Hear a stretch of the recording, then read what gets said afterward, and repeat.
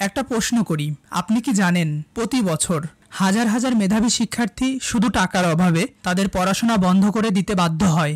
আবার অনেক সময় ঠিক তথ্য না জানার কারণে তারা এমন সব শিক্ষাবৃত্তির সুযোগ হাতছাড়া করে ফেলে যেটা তাদের জীবনের মোড় ঘুরিয়ে দিতে পারত। আজকের এই ভিডিওতে আমি আপনাদের সাথে শেয়ার করব বর্তমানে কোন কোন ব্যাংক নিয়মিতভাবে শিক্ষাবৃত্তি দিচ্ছে, কত টাকা পর্যন্ত সহায়তা পাওয়া যায়, আবেদন করার সময় কোন বিষয়গুলি সবচেয়ে গুরুত্বপূর্ণ এবং কেন অনেক ব্যাংক এখন বৃত্তি বন্ধ করে দিয়েছে। আপনি যদি এসএসসি বা এইচএসসি পাশ করে থাকেন কিংবা স্নাতক পর্যায়ে অধ্যয়নরত থাকেন তাহলে এই ভিডিওটা আপনার জন্য গোল্ডেন সুযোগ। তাই ভিডিওটা একটু স্কিপ না করে শেষ পর্যন্ত মনোযোগ দিয়ে দেখুন, কারণ আজকের এই তথ্যগুলি আপনার বা আপনার পরিচিত কারো জীবনে বড় পরিবর্তন আনতে পারে।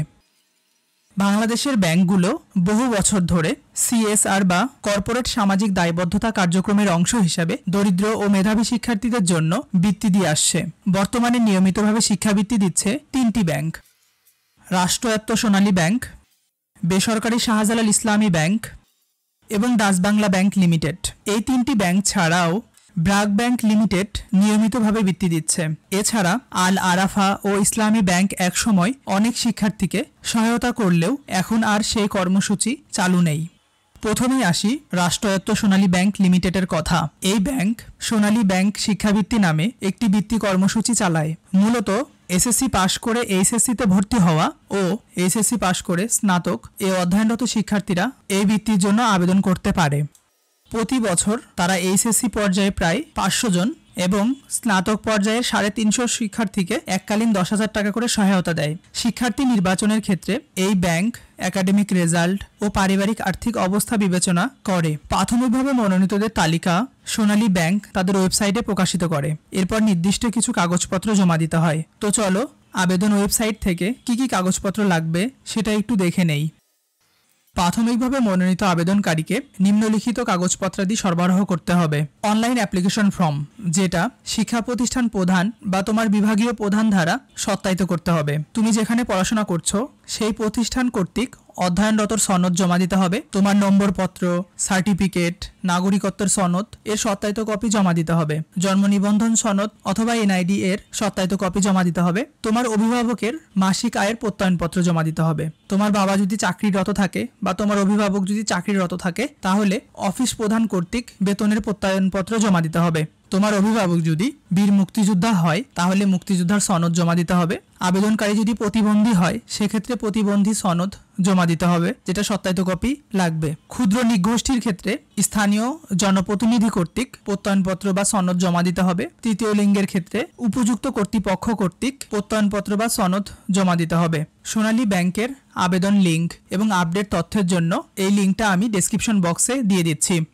এবার আসি শাহজালাল ইসলামী ব্যাংক লিমিটেডের বৃত্তির বিষয়ে। ব্যাংকটির সিএসআর কার্যক্রমের বড় একটা অংশই শিক্ষা খাতে ব্যয় করা হয়। 2012 সালে শুরু হওয়া এই কার্যক্রমে এখন পর্যন্ত 7,500-এর বেশি শিক্ষার্থী বৃত্তি পেয়েছে।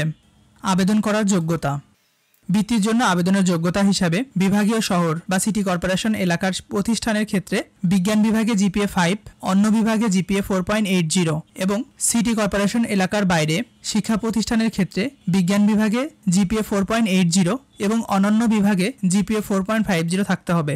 এবার আবেদনের জন্য প্রয়োজনীয় কাগজপত্র ও সুবিধা নিয়ে আলোচনা করা যাক। আবেদন করতে আবেদনকারীর 3 কপি ছবি এবং তার অভিভাবকের 1 কপি ছবি লাগবে।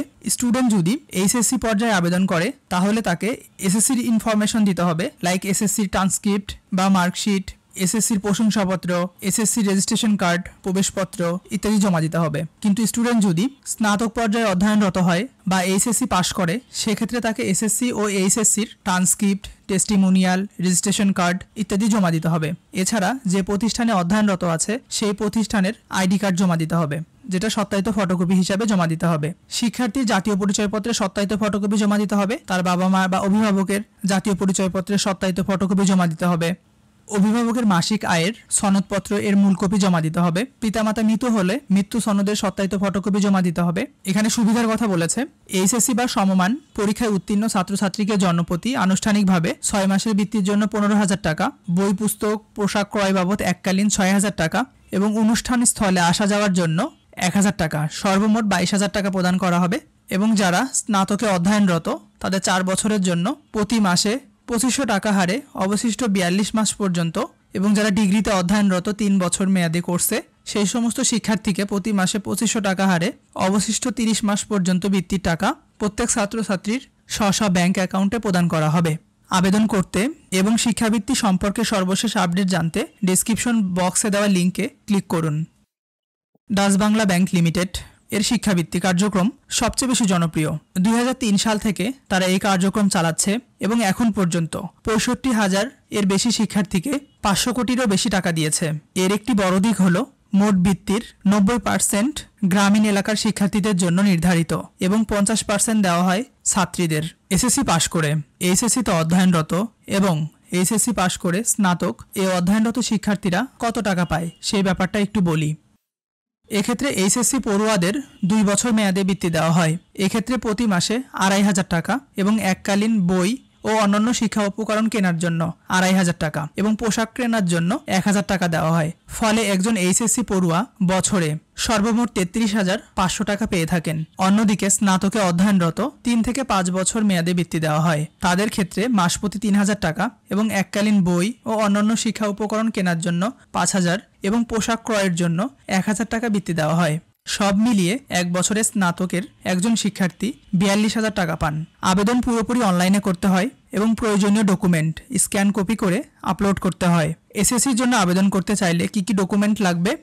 তাদের ছবি লাগবে, যেটার ওয়াইড হবে 500 পিক্সেল থেকে 600 পিক্সেল এবং হাইট হবে 700 থেকে 800 পিক্সেল এবং ইমেজের সাইজ হতে হবে সর্বোচ্চ 150 কেবি। অভিভাবকের ছবি আপলোড করতে হবে, সেক্ষেত্রে ছবির ওয়াইড হবে 500 থেকে 600 পিক্সেল, হাইট হবে 700 থেকে 800 পিক্সেল এবং ইমেজ সাইজ সর্বোচ্চ 150 কেবি হতে পারবে। তাছাড়া স্টুডেন্টকে মার্কশিট এবং প্রশংসাপত্রের ছবি আপলোড করতে হবে। ওয়াইড হবে 500 থেকে 600 পিক্সেল, হাইট হবে 700 থেকে 800 পিক্সেল এবং ইমেজ সাইজ সর্বোচ্চ 150 কেবি পর্যন্ত হতে পারবে। অনার্সের জন্য কি কি ডকুমেন্ট লাগবে? এইচএসসি পরীক্ষার নম্বরপত্র, এইচএসসি পরীক্ষার প্রশংসাপত্র, এইচএসসি পর্যায়ে ডাচ বাংলা ব্যাংক থেকে বৃত্তি পেলে সেই বৃত্তিপত্র, স্নাতক পর্যায়ে ভর্তি আছে এটার যে কোনো প্রমাণপত্র, হতে পারে আইডি কার্ড। যেসব ব্যাংকের বৃত্তি বন্ধ, একসময় আল আরাফা ইসলামী ব্যাংক এবং ইসলামী ব্যাংকও অনেক শিক্ষার্থীকে বৃত্তি দিত। আল আরাফা ইসলামী ব্যাংক 2018 সাল থেকে অনার্স পর্যায়ে শিক্ষার্থীদের 4 বছরের জন্য 1,68,000 টাকা দিত, কিন্তু 2022 সাল থেকে এই কার্যক্রম বন্ধ রয়েছে। ইসলামী ব্যাংকও আগে বৃত্তিতে খুবই সক্রিয় ছিল, কিন্তু এখন তাদের ওয়েবসাইট বা প্রোগ্রামে কোনো তথ্য পাওয়া যাচ্ছে না। এছাড়া কিছু ব্যাংক যেমন AB bank, Exim bank, first security Islami bank, community bank ইত্যাদি সময় সময় সহায়তা করলেও নিয়মিত প্রোগ্রামটি চালায় না। শিক্ষাবৃত্তি প্রদান করা সামাজিক দায়বদ্ধতা নাকি প্রদান না করা ব্যবসায়িক সীমাবদ্ধতা? বিশেষজ্ঞদের মতে শিক্ষা খাতে টাকাটা ঠিকভাবে ব্যবহার হচ্ছে না। অনেক সময় নির্দিষ্ট ব্যক্তিকে সুবিধা দিতে ব্যয় দেখানো হয়, এজন্য সঠিক মনিটরিং খুবই জরুরি। এই মন্তব্য করেছেন ঢাকা বিশ্ববিদ্যালয়ের শিক্ষা ও গবেষণা ইনস্টিটিউটের অধ্যাপক মোহাম্মদ মুজিবুর রহমান।